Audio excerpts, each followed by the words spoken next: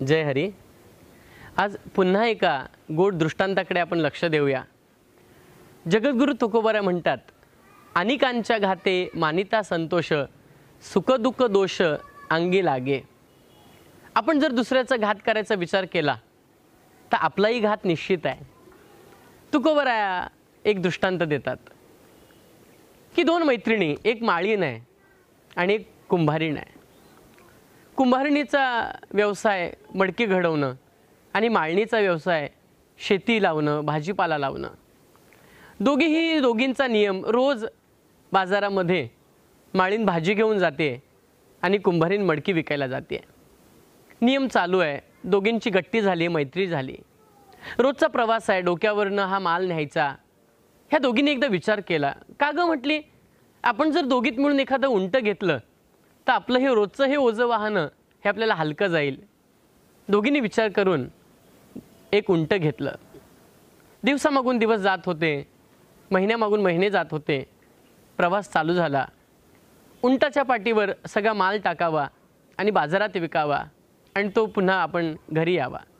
एक दिवस असं झालं, माळणीच्या शेतामध्ये खूप मेथीची भाजी झाली आणि त्या मेथीच्या गड्ड्या बांधून तिने एक बाजूला बांधल्या। ह्या कुंभारणीने आपली बारकी मडकी ही एका बाजूला बांधली। त्या उंटाच्या दोन्ही बाजूला मडकी आणि भाजी आहे। आज असं झालं, ज्या बाजूला मडकी होती त्या बाजूनी माळीण चालत होती आणि ज्या बाजूला भाजी आहे त्या बाजूनी कुंभारीण चालत होती। उंटाने मान मागे केली आणि तो हिरवागार लुसलुशीत भाजीपाला पाहिल्यानंतर त्यांनी तो खायला सुरुवात केली। ह्या कुंभारणीच्या मनामध्ये कपट आलं। बरं म्हटली, हिची अर्धी भाजी खाल्ली की आज हिला नफा कमी होईल आणि मला जास्त होईल, खाऊ दे म्हटली, सांगायचंच नाही। आणि चालत राहिली। निम्म्याच्या अर्धी भाजी खाल्ल्यानंतर हे एक बाजूचं ओझं हलकं झाल्यामुळे परिणाम असा झाला, ही सगळी मडकी खाली पडलीत आणि सगळ्यांचा चुरा झाला। हिच्या लक्षात आलं, अरे रे चुकले म्हटले।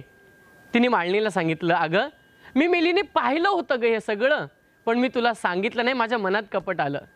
तुकोबरा म्हणतात, अनिकांच्या घाते मानिता संतोष, सुख दुःख दोष अंगी लागे। दुसऱ्याचा घात करायचं आपण ठरवलं तर आपलाही घात निश्चित असतो। म्हणून एक विनंती आहे, दुसऱ्याचा घात कधी करू नये, दुसऱ्याचं शुभ चिंतन करावं, म्हणजे आपल्याही जीवनामध्ये शुभ होतं। पुन्हा एकदा अशाच एक गोड दृष्टांताद्वारे पुन्हा भेटूया, तोपर्यंत जय हरी।